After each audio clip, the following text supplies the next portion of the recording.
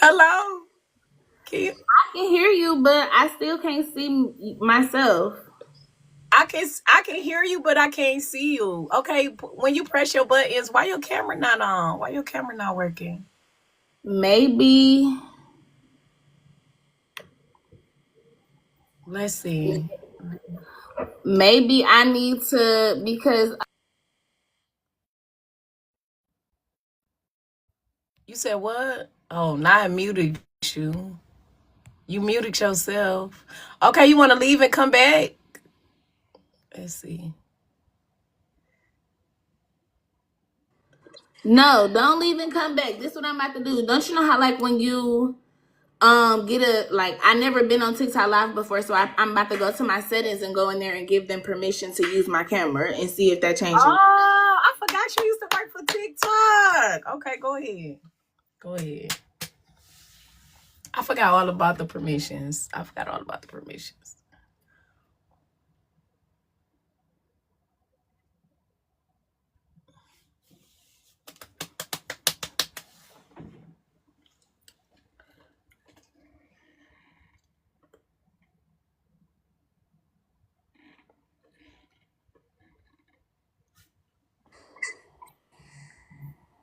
Okay, what is saying now?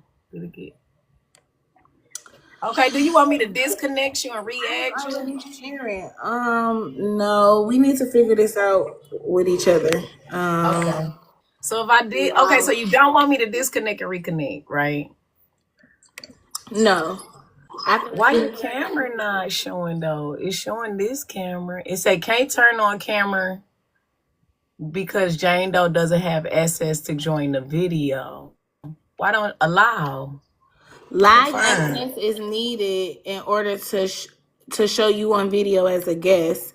You can only go live on audio. I guess because I don't have enough followers, I can't be Oh. seen. Oh, But that's I feel like oh, we can still talk though, okay. right? And then share it in the Okay. group. We can. It'll just be me as the focal point. But that's fine. That's cool. I just wanted them to have a face with a, you know what I'm saying, I a know, face with and a it sucks, name. but in the meantime, in between time, until my next episode, until you invite me back, I'm gonna go get 1,000 followers on TikTok, so be able to go live by then. Okay, that makes sense. So hey y'all, hey. Thank y'all for tuning in for Wednesday Spotlight Special with Ray. She's gonna give us the woman perspective on long-term relationships with surface level commitment. I'm gonna also be giving my perspective. I also have to put a disclaimer out here. We are not professionals. We are not giving out professional advice. We are just young women who experienced a lot of different things and just sharing our wisdom from the journey of being in this big old world with other humans. So Ray, if you want to do a little introduction, you can do a little introduction if you want to. Hi, you guys. I'm Ray.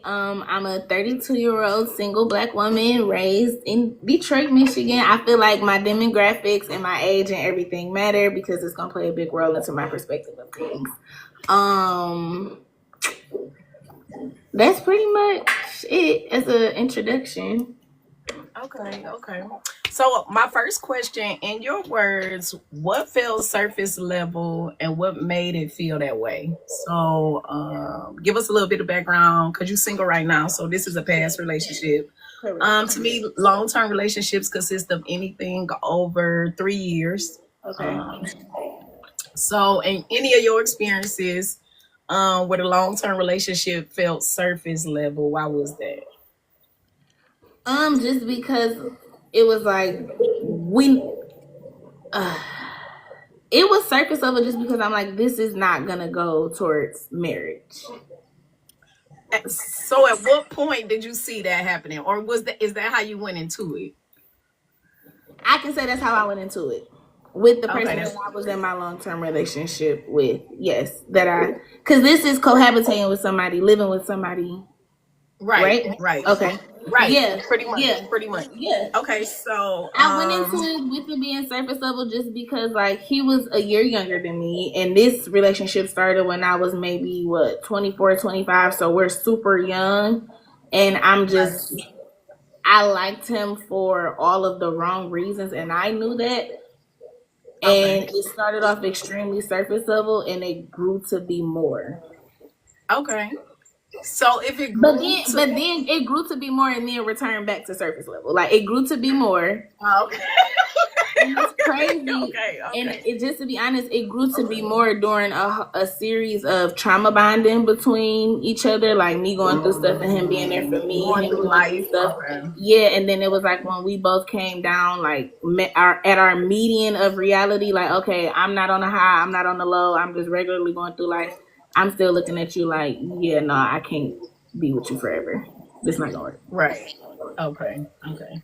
So in my experience, not being loved out loud, no romance, it always felt like the relationship existed, but not in a way that I could express myself or be celebrated. It was real like obligational, cohabitating, the same thing you said. We was together from the time I was 20 to I was 33. So Oh, yeah, I know, right?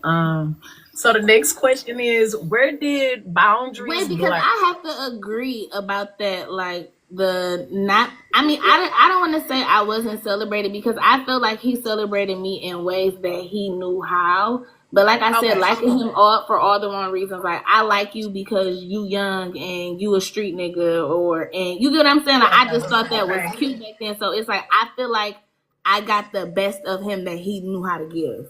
But it was like when right. you get You older. got the best broken version of him. Exactly. It took for me to actually leave him and be in another relationship for me to be like, that relationship, what was that? Kind of, you gonna like, what was that? And Yeah, that was what was that? crazy Yeah, because it we were together was. for so long, but it's just like, why? You look back on it and be like, why were we together that long? How did that even happen?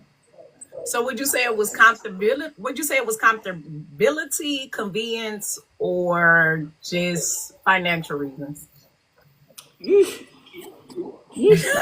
Not like that. All of the above. That's cool. Yeah, That's cool. definitely all of the above. I because the love was there. Like the love was there. Like still right now to this with him being a street nigga. I didn't feel like oh I can't marry him because of his faults and who he is. I can't marry this person. I'm like he can't even be a good person for himself. He's gonna end up dead or in jail type of situation. You get what I'm saying? So I'm like I can't continue to feel like you gonna be able to lead me somewhere and I don't even like where you're going yourself. Right, exactly, But exactly. everything else aligned, so I can say that's probably why I stayed for so long. But when you look back at it, it's like, yeah, no, that wasn't it. That wasn't it. Yeah, that wasn't the move. Okay, where did the boundaries get blurred? Did they start getting blurred with finances, parenting, intimacy, or accountability?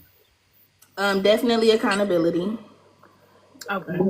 Because I just feel like it's hard for the men I've dealt with in general, period, it's hard for men to be accountable in my experiences. Okay. Um, Finances definitely a blur for sure because I'm a pocket watcher. Okay. Makes Not sense. just Most like women are. Most women are. why you playing with me? No. So That's let's what so we it kind do. of We organize the household. Yeah. exactly. So when your financial top priority is not this household, it makes me feel like you're slighting what you have going on over here, and that's disrespectful. Because you take care of Yeah, kind home, of do like what you do, but take care of home type of thing. okay. Okay. So for me, And I can go also ahead. say it got blurred at parenting. I'm sorry to cut you off, but parenting as No, well, you just okay. because you know when you in the streets We and got you a guy and you around that age, they're so disciplinary authoritative, and I'm just kind of like, we don't even have to do all that yeah. with what's going on Mhm. here with my kid, Mhm. especially I because definitely agree. I definitely agree. So what you mean by authoritative guys is like people who are controlling, possessive, and over dominating when it comes to children. yeah, Like the littlest things where you'll say sit down, stop back. Why would you do that? Sit down. Everything is yeah, like over the top. Yeah. yeah. And with you not being my child's father, my child never needed a father. You're just my boyfriend. We not gonna even cross that line because you have your own kids you can traumatize. You're not gonna traumatize my son. Definitely not while I'm standing here watching, bro. Okay. And so you felt like I'm the head of this household, but I'm always being undermined. And I feel like you feel like because you're the head of this household, you gonna act crazy and talk crazy, and it's not about to be that. Oh, you feel like because you paying a couple of bills that you get to Talk to people crazy. just cause dysfunction, and we just supposed to go with the dysfunction because you paying a couple bills. You pay a couple bills and you feel like you run an army. No, this is not the military. This this is not little drill sergeant back. Calm down. What about for you? When do you feel like the lines are gonna get blurred? Because I know I cut you off, so I want to hear your side. No, you okay. So honestly, for me, I didn't have any boundaries. I entered a relationship really young. I was 20. My only boundary was don't cheat on me. I thought respect meant the same thing for everybody. So it was a lot of assumptions and a lot of unspoken truths. And I didn't know how to articulate well, like I know how to articulate now. Like then I might have been feeling embarrassed, but would have called it sad. I might have been feeling betrayed, and I might have called it angry. I could not articulate well, and the silence left a line to be blurred because I really wasn't saying too much or nothing, if that makes sense. Okay, can I just ask a follow-up question about something you said? Yeah, sure. Cheating was a boundary for a 13-year relationship? Yeah. So when I first entered the relationship, I was 20, right? I had just came out of a relationship, and the relationship I was in before that, I was getting cheated on. And that's why I left. So when I entered this one, that was the only thing I had experienced in life in general because my first two Getting cheated on. was getting cheated on. I had never experienced disrespect in the forms that I experienced it in this relationship. I had never experienced embarrassment. I had never experienced disappointment. I had never experienced betrayal in a different aspects because betrayal don't come just from cheating. So yeah, I didn't know anything. I just was like, yeah, just don't cheat on me and we cool. Like, And cause yeah, I was and that's crazy because cheating has never been a deal breaker for me. Like, baby, really. please go. So I don't. Please go do it so I don't This have is to. so Goodbye. interesting. Really? Goodbye.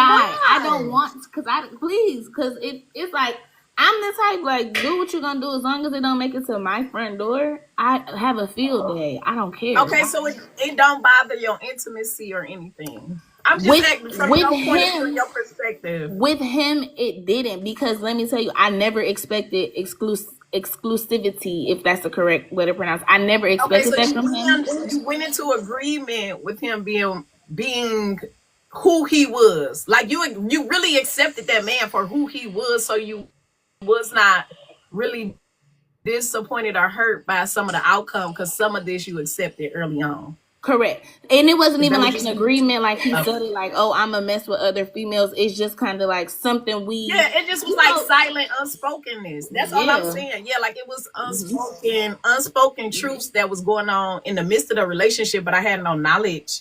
Cause I'm under the impression that respect mean the same thing. I'm under the impression that loyalty mean the same thing. I'm under the impression that going to work, taking care of the family, like we on the same type of time, but we're never having conversations. It's just all assumptions. and that's not fair. It is not. Yeah, it's not. And they kind of rode the wave with me. They never took the lead and clarified and never had intentions on clarifying. That creates resentment. Absolutely. Absolutely. Okay. Okay. Okay. Question number 3. Did you ever set a timeline or non-negotiables? And if you did, what happened? So you was in a relationship, but you said you entered knowing that y'all weren't gonna get married, knowing that he wasn't your forever and that right, you know. Yeah, it was supposed to be a good time, not a long time. Then it turned into a long time. And then I started to have like expectations that I'm like, he just don't have the capacity within himself to be what I want him to be. So And- so you had a little bit of potential and hope mixed in with you accepting him for who Yeah, he was. for sure. Okay. Yeah, I didn't go the length of our relationship having no hope that it would never be that. It's just like more times than not, I felt like it won't be that. More times than I would feel like it would be that. I'm like, no, this can't be it. And then basically, timeline, I would say, I feel like I gave him so much time already. I never had like a set date in my head, like, okay, if he don't do this by this day, I'm leaving. But I definitely had some non-negotiables. Like I said, I never felt like he was exclusive, but what I did feel like a bitch was gonna swallow glass before I found out about it. And he would see to that. You get what I'm saying? So it's like a non-negotiable came. Okay, so it was an unspoken truth that he kind of had like I ain't gonna call it a free pass, but I'm gonna kind of call it a free pass. As long as nothing never came back home and he kept them in check and they was never disrespectful. Correct. Okay. And we had a situation where somebody was not in check and got out of line, and I expected him to correct it, and he didn't correct it the way that I wanted him to, and it was a wrap. Because there was some feelings there probably. Anytime they don't correct it or hold down what you're asking them to do, 9 times out of 10, that's my perspective. And that's what I knew. And I'm like, all this time, now you wait to have feelings for this you get what I'm saying? For this type of situation. But like feelings probably been there. You feel like this about this? Okay, well, it's time to go, because he went through something very traumatic. And, you know, when men are broken, they break in different ways. Like he was mean. He was like down all the time. Like, they don't depress like we depress. We'll sit somewhere and cry and not come out of our room and just be down and out. Yeah, stuff like they that. Still try to be themselves, so now they be mean. Yeah, he had a short fuse all the time. So it's like, now this situation presented itself, and I'm not even happy with you as a person anymore. And now this situation presented itself. Now I definitely have to just go, because this not even nothing close to what I need it to be. Definitely agree. So yes, I did. So again, we got together when I was 21 on 21. It was like a month before my 21st birthday. And I didn't realize how much time had passed until I started working at Chrysler. I think I was about 27 at that point. And I looked up, I'm like, dang, I've been with this man 7 years. So, you know, that's when so when you gonna marry me? Because what we doing? We got engaged, 2 kids. And I should have been asking myself that, because what did you do? But no, okay, let me start right. You got this man 2 kids, you spend it. Getting together at 20 and 21 and then being together for the standard 3 to 4 year time period. So you would have wanted, you expected a ring and full commitment from him at 25 years old. No, I was 27. This was 27. This was 7 years in. This was when you said you realized, like, dang, we've been together for a while. When would he marry me? So I'm saying, what if he would have hit that 3rd or 4th year mark, but at that age, y'all under 25 at that mark? If y'all getting together when you're 21. Okay. It's like, well, he got you a ring? And you would say yes? I probably would have, but we started off in the hole, because I came into the relationship with 2 children. We started off in the hole, and I came into the relationship with 2 children. So my main priority at that time was security and stability. So I was chasing my bag heavily. The relationship, yes, I appreciated the companionship. I appreciated the support he started to give. I appreciated that, but my focus was so tunnel vision on providing stability and security. Marriage wasn't even a conversation. It wasn't even a thought. It was just like, oh, this is my man, this what we on. Yeah, so why hold that against him? The fact that you looked up 7 years later and was like, oh, when he gonna give me a ring? Because it's like at 27 is when you just started to think about it. So why hold that against him? He probably was looking for the same stability and security. Okay, so so initially when we first got together, probably like it was a lot of love bombing going on in the beginning, the honeymoon phase. And then eventually he had brought up marriage a couple times, but I didn't think much of it. He just had talked about it briefly. It was never like, oh, we're gonna get married. Oh, it was just kind of like, how you feel about it? Kind of like questioning me about it, like trying to get a feel on it. But every time after I realized, you know, at 27, like, damn, we've been together a minute, this relationship, where the relationship going? Because I was so focused on life and so focused on being a mama, the relationship fell to the back burner, so to speak. Although we was cohabitating together and everything. So I brought it up. Still dating, still happy though, right? Still happy, still dating. Still happy, still dating for the most part.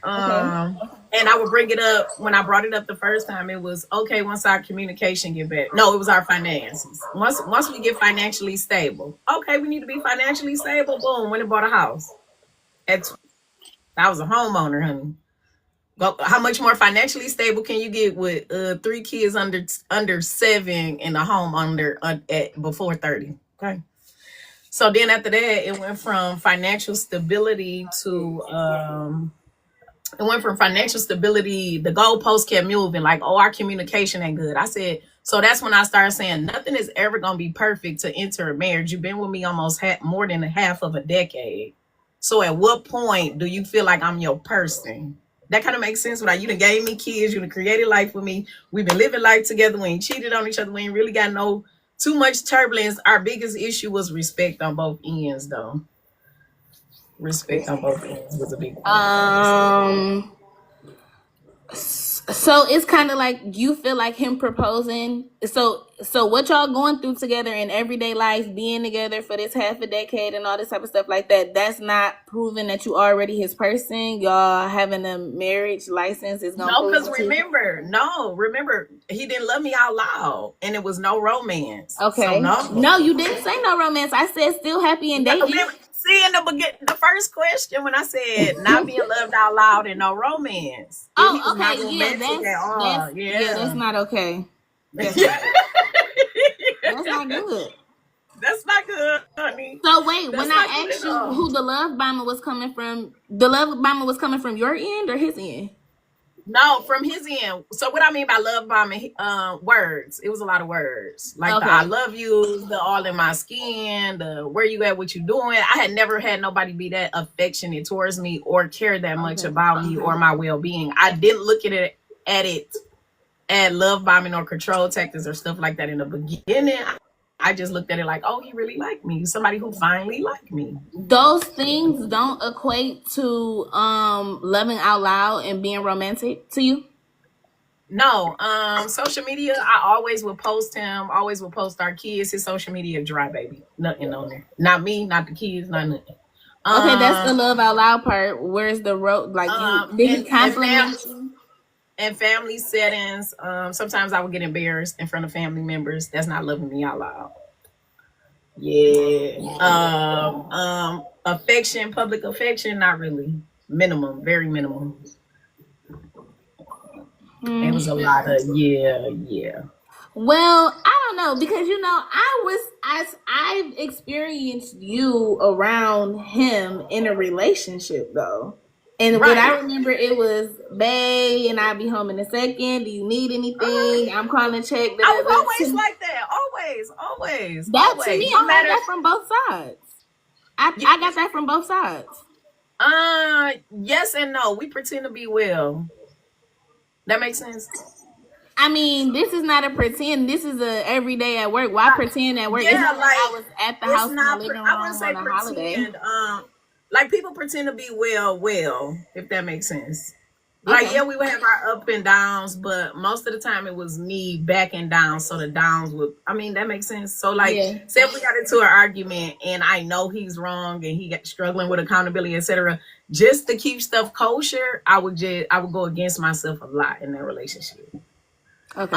Respect was a big thing too. It was a two-way street. It was kind of like, you got to respect me. It was like two men in a household at one point, because I had a lot of ego and pride, and so did he. So it was like two men eventually in one household. Now, okay, is it okay for you to have a lot of ego and pride? No.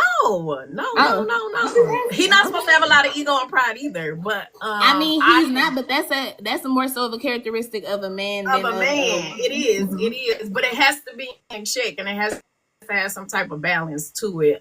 With me, mine had got built because I came from poverty, and everybody I was around, I was doing so much better than, and I had so many more kids than everybody. So it was like a big chip on my chest, like Big E and his big, you kind of get what I'm saying? No, like I was that's really where it came from. Yeah. Because I understand, like, knowing you on a personal level, being a teenage mom and stuff, like, y'all get a lot of doubt, ridiculed, and all that type of stuff like that. So yeah, when you can pop your shit, pop it for sure. Yeah, for sure. So, and then a lot of it came with even my own partner doubting me and different little stuff like that. So it was like I was fueling myself and building myself up. I was sounding like Glorilla, Cash Doll, the rest of them. Very much so. I was feeling myself so bad with that shit. I was only sleeping 2 hours a day, honey. Okay, I was working at Chrysler, leaving Chrysler, sleeping for 2 hours, dropping the kids off at school, going to school, then doing an internship, then going back to Chrysler. Crazy, okay? Crazy. Okay, our fourth question. What role did self-esteem, faith, family, or community expectations play? So like what did it have an effect on any of that for you? Did that relationship affect any of that for you? My self-esteem for sure. And I'm a real bitch in real life, so I can say that because it's Yes. like I never, when I did catch him on some shit, or if I found out something, it was never with females who looked like me. No. Why would it be? Do you the prize? He barely got you. You just was you. And I look at it like that now when I look at the quality Yeah. of them, but it's just kind of like That was the best you could do. yeah, it's kind of like I felt the way about it because it's like I'm a thicker girl and I keep catching you talking to skinny girls. What's going on with that? Because that's what he can get. They're a little bit of hungry. That's what they Now at 32, yeah, I'm kind of like you get it. Yeah, I understand. But back then, when I'm 24, 25, I'm kind of like, in the body dysmorphia at that time was so real because it's like I'm constantly so real like, at that age. I was back so like, real, girl, honey. I would kill myself to be that Oh size. my God, it's so real at that age, honey. They just don't understand the body dysmorphia in the Black community. That's gonna be another topic we talk about. So it's just kind of like that. Definitely messed with my self-esteem. I feel like when I wasn't happy with him, I distanced myself from everybody else because I didn't want that unhappiness to pour out onto other people. My family didn't really care for him because of his lifestyle. So if I wasn't on top of the world happy with him, I didn't want to come around because it'd kind of be like, see, we told you. Okay. And so it's kind of like, but of course, okay, that affected family. That's not going to be me listening to my family and saying, oh, yeah, they right about you. That's going to be me saying, I'm not going over there because they be in my business. You get what I'm saying? Like, I'm just not going to go. Yeah, exactly. It puts you further away. Because everybody's delivery ain't good. And in those times when you're in the midst of those relationships, that's the last thing you want to hear. So typically, if people ask me for advice when they be in those relationships and they got children, I just always ask them, what would you tell your child if your child came to you with the same scenario? Exactly. And typically it cleared the delusion up. The lights come on. Not necessarily because, especially depending on who you're coming from, because a lot of ridicule was coming from like my mama or her sister and my grandma. And but it's because they've seen those type of men before. Me being this young Black woman, what am I gonna do? I'm gonna remind you when your baby daddy did the same things to you. I'm gonna remind you. Okay, so at that point, you sounded like my daughter. At that point, so at that point, I don't want you to experience these things, baby. Please leave this man alone, because the way he gonna hurt you and the way you gonna have to repair yourself, can't nobody but God help you. So please, somebody told you that, and you still had to bump your head. I didn't. Nobody ever told me none of that, Tajray. Nobody told me shit. No, everything I've learned on my own. Yes, nobody told me nothing about me. Do you feel like hearing that from your mama would have deterred you away from making your own decisions? Like, well, my mama told me this, that, and the other. It depends on how it was delivered. If they're steady like down my throat, like no, of course I'm gonna go left. If you telling me to go right, of course I'm gonna go left. But if you sitting me down, explaining it to me, giving me understanding, that's a difference. So I might have heard you out. It might have been playing. I might not have stayed in that situation longer than that kind of makes sense what I'm saying. Yeah, I might have went back that night or that day or the next day, but what I have, it might have ended. I'm constantly taking heed to what you're saying. Yeah, exactly. No, they didn't know. When I could go back and say nobody taught me nothing. When I got pregnant with my first child, again, I wasn't in a relationship with him. We just happened to have sex, got pregnant. I was 16, didn't know no better. Went to my mama. His mom came over. They had a conversation. I don't think it's a good idea that they have a kid. We were not together. We were not in a relationship. We wouldn't even kick in it. We didn't even know each other from a can of paint. Didn't know nothing about mental health. Didn't know nothing about none of his background, none of that. My aunts came over and had a discussion with her too, like, oh, I don't think this is a great idea, rada. She said, you made that bed, so lie in it. So that's what she taught me. She taught me to keep my children. That kind of makes sense what I'm saying. Yeah, and Yes. I can just say, having a mother, like my mom was a teenage mom, our dialogue was so different because as soon as I got my period, she 6 months later, like, you horny? You feel like you want to have sex? You want to go buy some condoms? You want to do this? Yeah. Like, See, I'm different with I raised my kids differently too because nobody probably talked to your mama. So she like, oh, I'm gonna talk to my daughter. That kind of makes sense. And it definitely made a difference because when I felt that little tingle, I'm like, we should go buy some condoms. And it worked.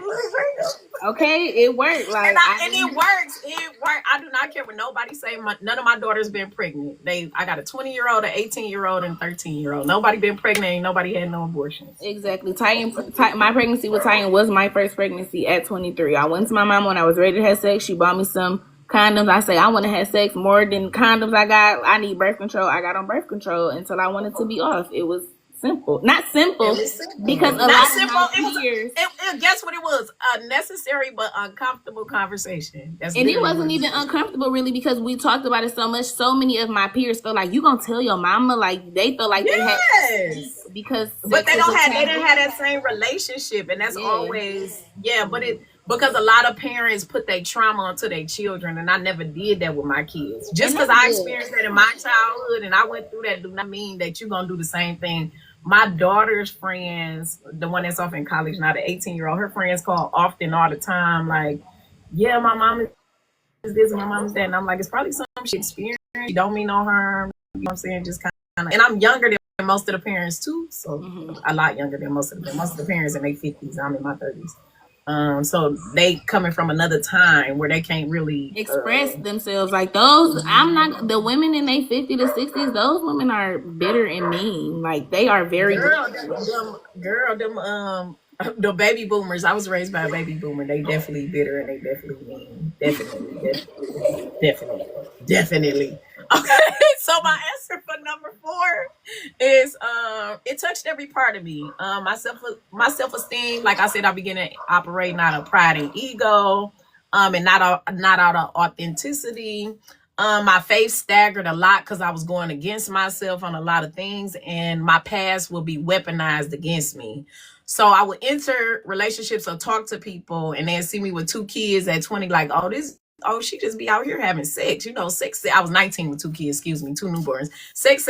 Whole time I had sex with 2 different men, and that's just the product of the baby. The baby was the product of the sex. With family, I tried to build a certified family structure, even if it wasn't real. It's just something I really, really wanted, because where I came from, I didn't come from a 2-parent household. So I feel like I had to get that to my children because they deserved that. They didn't ask to be here. In the community, it became embarrassing. People would ask how long we've been together. I would tell them, you know what I'm saying? Then they'll be like, well, why y'all not married? And shame will be brought upon that. Like, damn, I know we should be married, and I'm allowing this to take place, even though we've been together so long. But you can't marry yourself? I can't marry myself, and I can't force nobody. And I never wanted to be one of those women who got online and was like, oh, I wish he married me. We've been together X amount of years. I never forced, like, gave him an ultimatum. Married about ultimatum, stuff like that. So yeah. What's our question 5?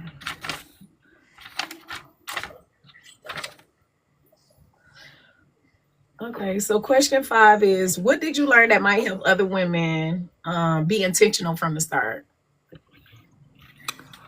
Literally, time is the most valuable thing in this world.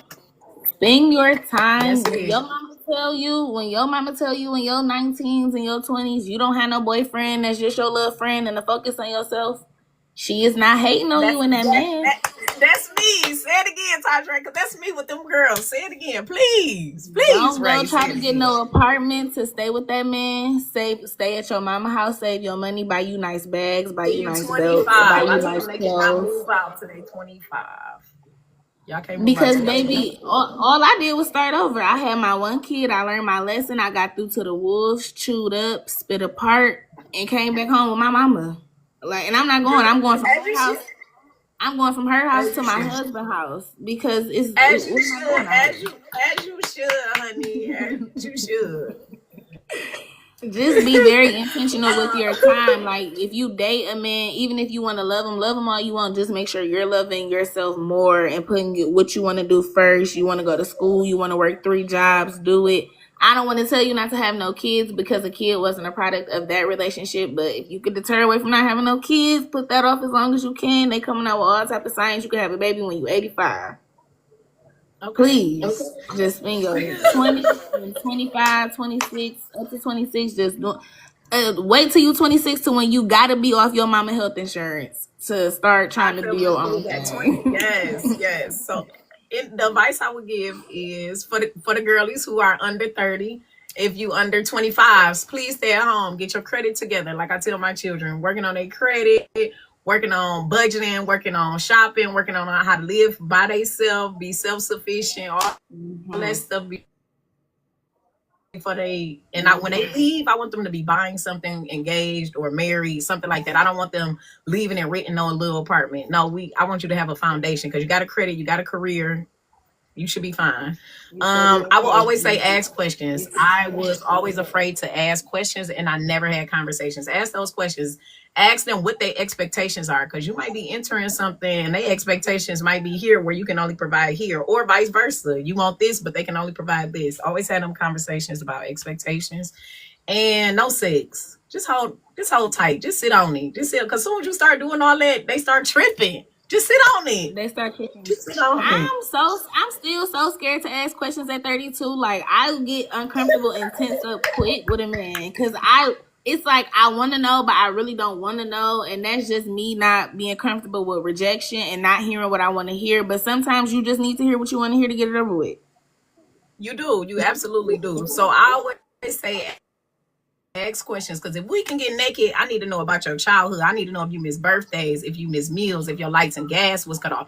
I need to know if your mama was on drugs. I need to know if she left you. I need to know if you was touched on. I need to know all that kind of stuff because it's going to dictate what type of relationship we have and what type of person you are if you have not went and had therapy or healed from a lot of that different stuff. So it gives me an idea of what I'm getting myself into. Why not? You getting yourself into my body?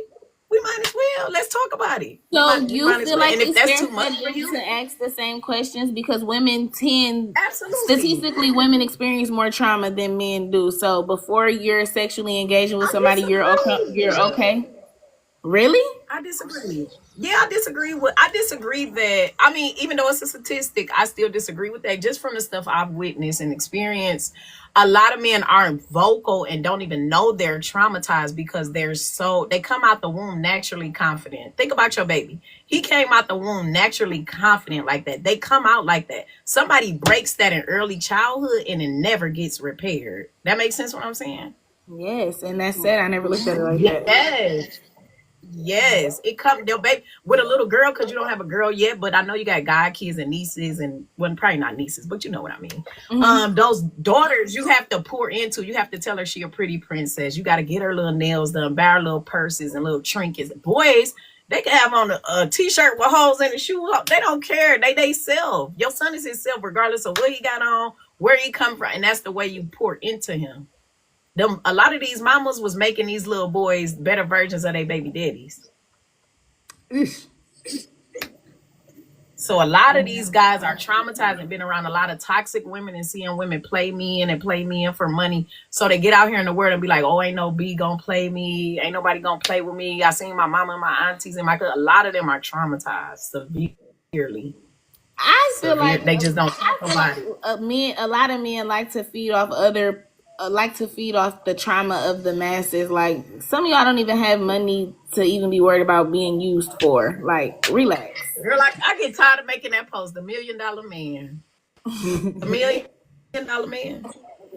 The meal ticket. I call him Mr. Meal Ticket. Mr. Meal Ticket. Let's talk about it. So roughly, I'm gonna throw a number out there. Roughly, if you work at the plant, you've been working it for quite some time, we roughly make about $40 an hour. $40 an hour just for yourself. roughly after taxes, maybe $1,100 every week. 11 times 4 is 4,000. If your rent 1,000, your car note 1,000, your insurance and groceries, we just gonna say sum up your bills is 3,000. Who play? You can't even play with yourself, baby. Can't even play the little products that you wearing. Is they even real? And that's Because that's the best job, and that's a good job.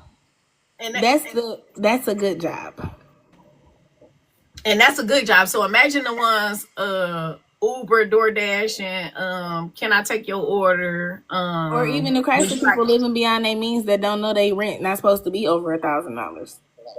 What about the people who rent and grab them car notes? That's $1,000. So you're working to give the people you work for the money back, but they want to call me crazy. So you working for free. You working to drive the car that you make for free. You working to drive the car. I never looked at it like that. You gonna make some sense. Girl, my brain, the way my brain is set up like a rabbit hole, okay? Set up like a huge, I be like, I know they ain't working. They working for free. You're working for free.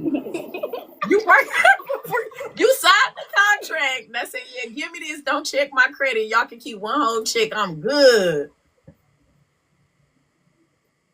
That's to what drop a wagon. Those the stipulations. That's not a Benz. That's not a Maserati. That's not no. We talking about a wagon, a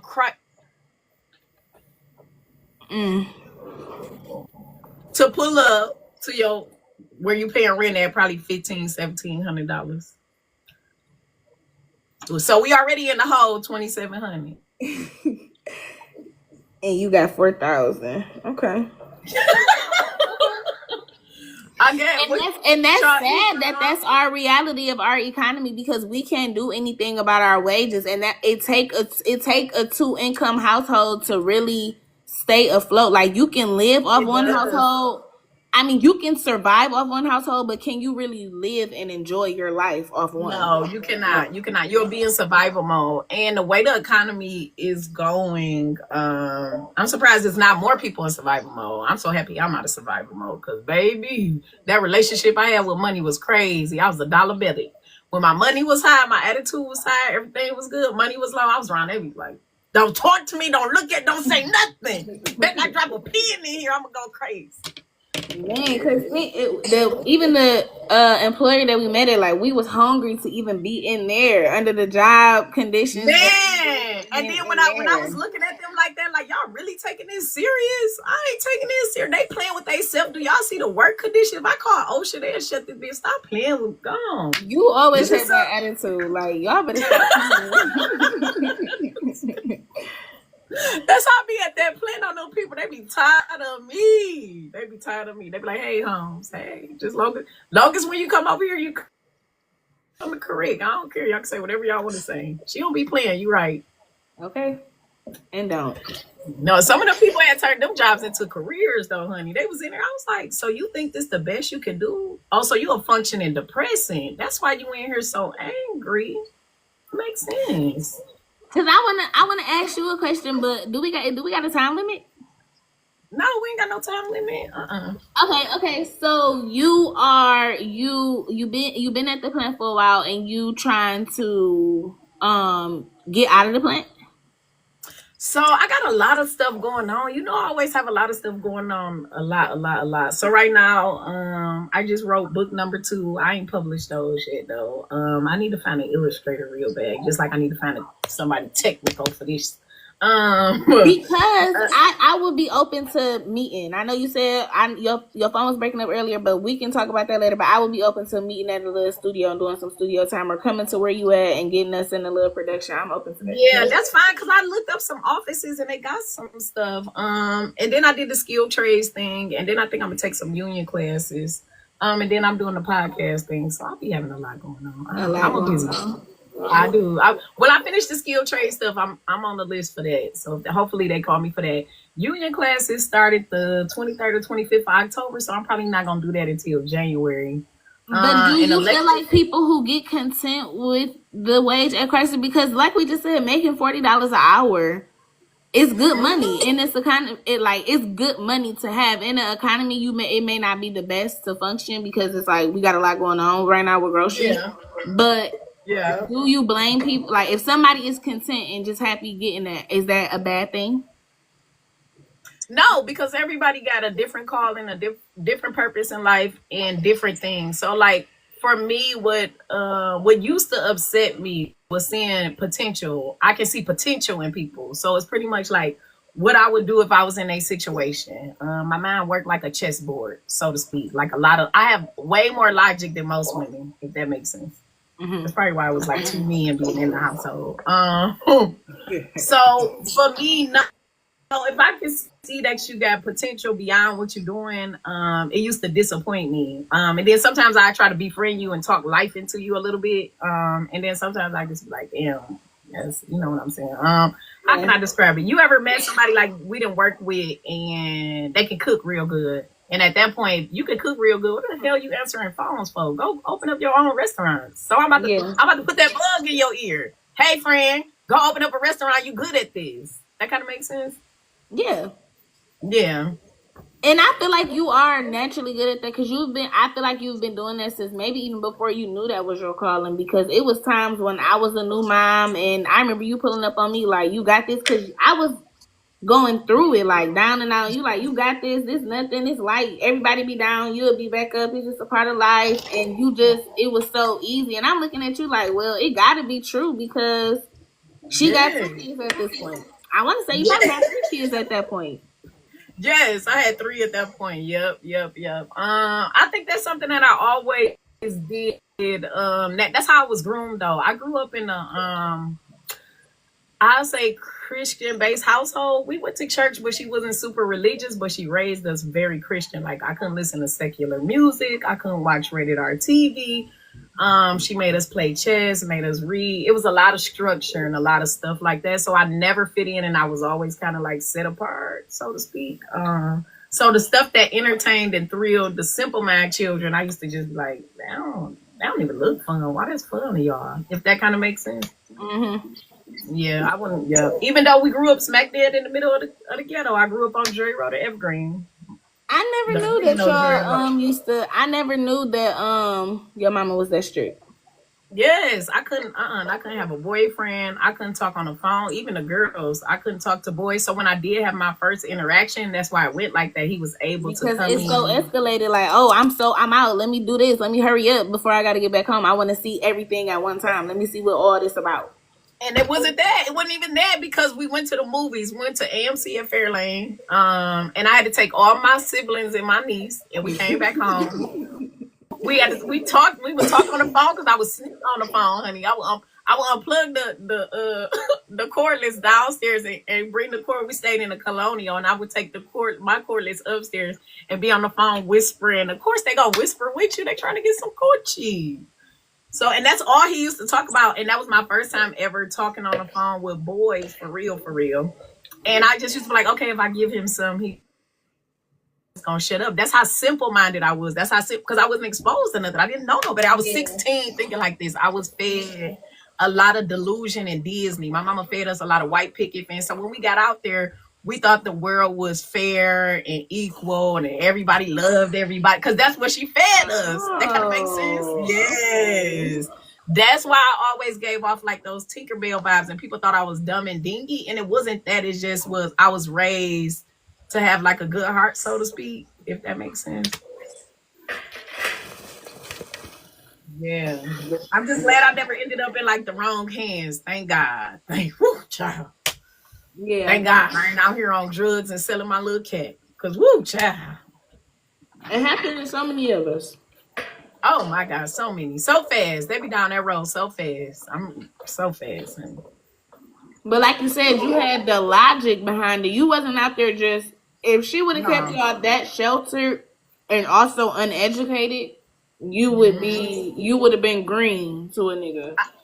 Yes, I was green though. I was very green. I was very, very green. I just was witty and I just started going to community college. So I started getting the knowledge, but I still didn't have no life experience. So I had the puzzle pieces, but they were not connecting, Ray, okay? I was seeing shit happening, but I was raised by a bunch of manipulators, so I didn't even know I was getting manipulated because it was normal. Yes, yes, Oh yes, wow, yes. that's the way to look at it. Yes, it was normal to me. I thought it was love. The love I received at home, I went out into the world giving a different type of love, but I received that love from home out in the world because I thought it was normal. I accepted that as love and it wasn't love. That makes sense what I'm saying? Yeah. Yeah. So And I I went out, guess I went you out be loving having to on everybody, learn. loving on people the way I wanted to be loved on, and the people was loving me like my mom loved on me. Like mean, cold, distant, all, and I thought it was love because that's how my mama loved me. That's what I grew up around for the whole first 18 years of my life. That makes sense. And that's so unfortunate. It is, and I really thought I just like, oh, this just how they is. This just how people are because that's what I was conditioned to. Because up until this day, 32 years old, I go sleep in my mama bed like right now tonight. Love you, Yeah, baby. see, me and my mama, we don't have a relationship. We haven't had a relationship. We don't have a relationship. She never met my youngest son either. No, it's a lot of toxic. They real dysfunctional. I don't talk to nobody on my mama's side. Really? I haven't talked to them in a long, long, long, long time. And I don't have no connection with my dad. So when I got with him, he was literally all I had. And that probably was a lot. He probably was I was too mature and I came with too much and he was so young. So a lot of that stuff, when people ask me now, do I fault him on? No. But as we aged and grew, Because yes. he One is thing younger than was, you, right? no, we the same age. Oh, okay. I thought he was younger than you. No, But he'll be he 30. don't come from like so you would say quote unquote cold household. He had a loving, supporting family, right? No, he Or came from a he single mother. maybe he thought he did. No, he didn't. He don't even think he did. I think he know he came from a single mother household. He was Oh, upset it about. was a single parent household. Yeah, it was a single Okay. parent household. So it was more so like when I met him, I fell in love. I'm a potential girly, so I say this to all the girlies: leave that potential right there, baby, because that's delusion. So I'm a potential girly. I see somebody and be like, oh my god, if I love on them, they'll be capable of this, they'll be capable of that, they'll be capable of that. And the background he came from was similar to my background, so I thought we was about to be a power couple. Kind of makes sense. Yeah. Like Yeah, y'all kind of would like be able fuck. to relate to each other more and fill each other's voids. Yeah, exactly. Is that and nothing ended up happening but trauma bonding, abuse. A lot of stuff ended up happening. A But let me lot of ask you, did he allow you to fill up his void without trying to return, without trying So to I was reciprocate back to I you? was pouring, pouring, pouring, and I don't think he knew how to pour it to me because I was so much more advanced than most women in our age group. But it was because I had kids and I jumped off the porch with kids. And I think he misread that. Again, I had two newborns when we got together, so to speak. They was under 5. I call them newborns if they under 5. And I didn't So have no maybe baby you daddy. came off as too independent and he just fell into that. Like I'ma just Maybe let so. him take Yeah, that control too. of That it. too. I talked about that too. That too. If you overly independent and headstrong, it will cause your man to be a weaker man because he don't feel needed. He never felt needed. I never gave him a reason because I was always chasing and hustling. Mm. Kind of makes sense. He never had to come up with a plan. He never had to. He never was. His back was never up against the wall because I'm always coming with him or right behind him. If that And makes you sense. took that away from him at a That young kind of age. makes I'm sense. not gonna say you took that away from him like you robbed it from him, but when men It wasn't experience that, intentional. I had no idea. Yeah, I had no idea what I was doing. It wasn't intentional. Again, nobody had taught me how a man and a woman dynamic work. I seen a lot yeah. of the females in my family, because I come from a predominantly female family, date older men, and most of those older men had their life together. 9 times out of 10, they had their life together, and they was catering and spoiling the women in my family. So when I got with him, I had this idea that this is what men do, like men pay the bills, men. So when he wasn't doing that, it wasn't registering. Like, so why ain't paying the bill? Why ain't here? Why ain't doing? But it's not registering that we're kids, but And we me the being same an age, adult like way before, I was exactly. never. Yeah, yeah, yeah. And it was like, why you don't want it? Why don't you want? It seemed like more contentment where I was more stride for. If that makes sense. Intentional, yeah, Where because he you was know just where you like, want to go. Women are already more yeah, naturally mature. yeah, yep, yep, yep. Dang, I think we got a lag. We do. Oh, okay. Do we? I don't know. Oh, we had a good conversation. Anything else you want to add? I know. No, You just so thanks for inviting me. I'm open to come back and talk about any other topic. This is so exciting. Hopefully next time we can be in know. like Hopefully. on camera or in an in-person setting. Right. Cause I'm open to Hopefully. Okay. Thank you, Ray, for coming on. You're Thank you guys for welcome. tuning in to the necessary uncomfortable conversations. See you guys next time. Hopefully we won't be having no technical difficulties. I know, right? Right. Bye bye.